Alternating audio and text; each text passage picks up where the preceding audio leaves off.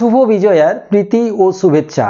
আজ ক্লাস 12 এর তোমাদের 4th সেমিস্টারের তোমাদের যে ফার্স্ট পোয়েম আছে টেড হিউজের লেখা হক রুস্টিং, সেই কবিতাটির লাইন বাই লাইন আজকে আমরা অ্যানালাইসিস করব এবং বাংলায় অনুবাদ করব।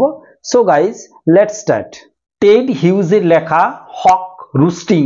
হক মানে হচ্ছে বাজ পাখি আর রুস্টিং মানে হচ্ছে গাছের ডালে বিশ্রামরত। এই কবিতাটি actually the poem Hawk Roosting was published in 1960, অর্থাৎ 1960 সালে টেড হিউজের লুপারকাল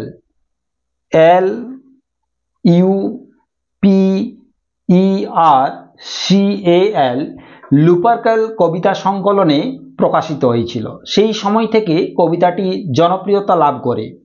এই যে কবিতাটি, এই কবিতাটি অ্যাকচুয়ালি মুক্ত ছন্দে লেখা হয়েছে। এতে অসমান লাইন রয়েছে। শুধুমাত্র ফার্স্ট তোমাদের স্ট্যাঞ্জাজে যে 3 এবং 4 যে লাইন আছে, ফিট এবং ইট, এই দুটো মিল আছে, না হলে কোনো মিল নেই কবিতাটির মধ্যে, কোনো ছন্দ নেই। তাই এটা বলতে পারি আমরা the poem is written in free verse, মুক্ত ছন্দে লেখা হয়েছে। টেড হিউজের লেখা তোমরা মাই ওন ট্রু ফ্যামিলি তোমরা পড়েছ, তো আমরা টেড হিউজ সম্পর্কে 1-2 লাইন আমরা জেনে নিই। Edward James Ted Hughes was born in Mytholmroyd in Yorkshire, England on 17th August 1930। 1930 সালে তিনি জন্মগ্রহণ করেছিলেন। অর্থাৎ ইংরেজ কবি এডওয়ার্ড জেমস টেড হিউজের জন্ম 17 অগাস্ট 1930 খ্রিস্টাব্দে ইংল্যান্ডের ইয়র্কশায়ারের মিথমরয়েড শহরে। তার পিতা এবং মাতা ছিলেন উইলিয়াম ও এডিথ হিউজ। এরপর আমরা কবিতাটি লাইন বাই লাইন আমরা অ্যানালাইসিস করি।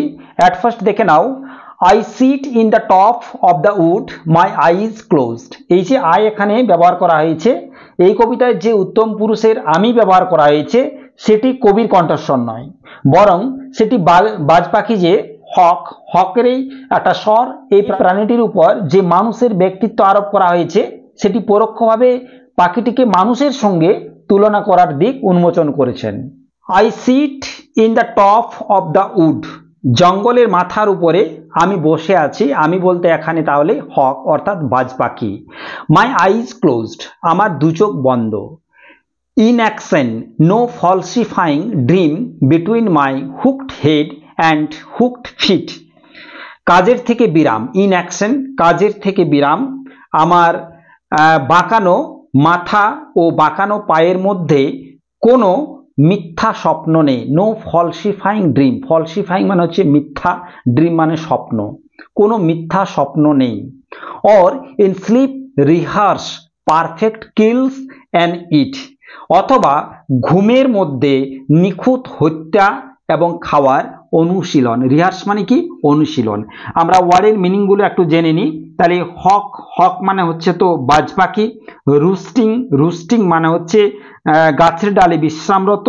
এখানে উড আছে, উড মানে তো বনভূমি। ইন অ্যাকশন মানে হচ্ছে নিষ্ক্রিয়তা বা বিরাম বলতে পারো। ফলসিফাইং দেওয়া আছে, মিথ্যা বর্ণনা করা।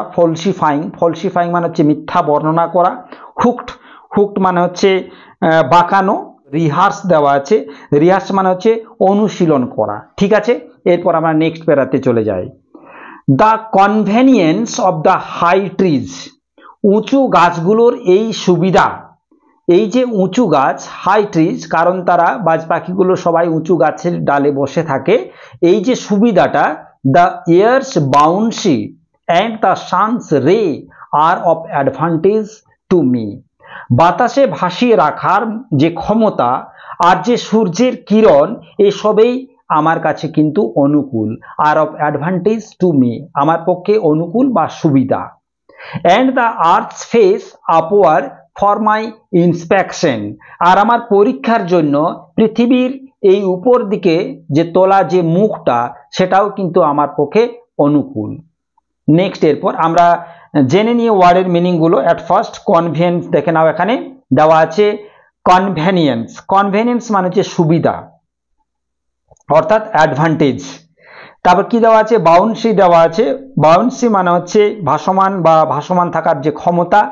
নেক্সট এরপর দেওয়া আছে রে মানে হচ্ছে তো কিরণ বা রশ্মি। অ্যাডভান্টেজ মানে হচ্ছে সুবিধা। নেক্সট এরপর দেওয়া আছে আপওয়ার্ড, আপওয়ার্ড মানে তো তোমার ঊর্ধ্বমুখী বা উপরের দিকে, আর দেওয়া আছে কি ইন্সপেকশন, দেওয়া আছে পরীক্ষা বা পরিদর্শন। নেক্সট এরপর 3 নাম্বার প্যারাতে আমাদের যাওয়া যাক। Next third para, my feet are locked upon the rough bark. আমার পা দুটো গাছের এই এবড়ো খেবড়ো ছালে আটকানো আছে, লকড আটকানো আছে। It took the whole of creation to produce my foot my each feather. আমার এই পা এবং প্রতিটি পালক তৈরি করতে সমস্ত সৃষ্টিকে প্রয়োজন, হোল অফ ক্রিয়েশন সমস্ত সৃষ্টি প্রয়োজন। আমার পা এবং প্রত্যেকটা পালক তৈরি করতে সমস্ত সৃষ্টিকে প্রয়োজন ছিল। Now I hold creation in my foot, আর এখন সেই সৃষ্টিকে আমি আমার পায়ের নিচে ধরে রেখেছি।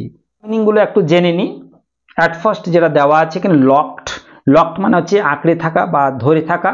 ইট টুক হোল অফ ক্রিয়েশন, ক্রিয়েশন মানে হচ্ছে বিশ্বব্রহ্মাণ্ড বা সৃষ্টি। প্রডিউস দেওয়া আছে, প্রডিউস মানে হচ্ছে সৃষ্টি করা। ফিদার মানে তো পালক।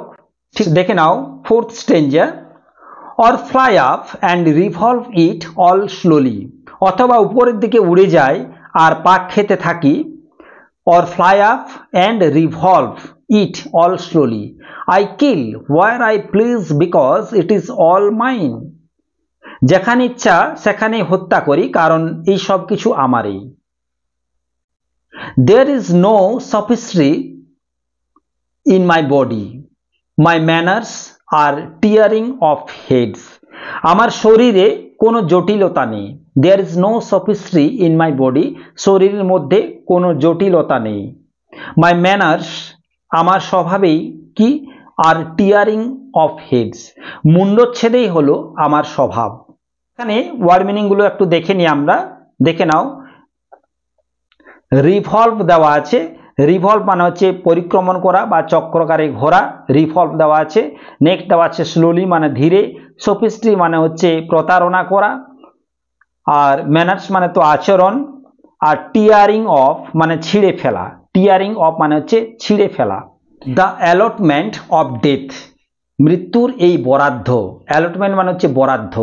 For the one path of my flight is direct through the bones of the living, কারণ আমার উড়ানের একমাত্র পথ রয়েছে জীবিত প্রাণীর হাড়ের মধ্য দিয়ে। Through the bones of the living অর্থাৎ জীবিত প্রাণীর হাড়ের মধ্য দিয়ে। No arguments assert my right, আমার অধিকার প্রতিষ্ঠার জন্য কোনো যুক্তির প্রয়োজন নেই। No arguments asserts my right, আমার অধিকারের জন্য বা আমার অধিকার প্রতিষ্ঠানের জন্য কোনো যুক্তির প্রয়োজন নেই। ওয়ার্ড মিনিংগুলো একটু জেনে নিই আমরা। এখানে পেলাম আমরা অ্যালটমেন্ট, অ্যালটমেন্ট মানে হচ্ছে ভাগ বা বন্টন।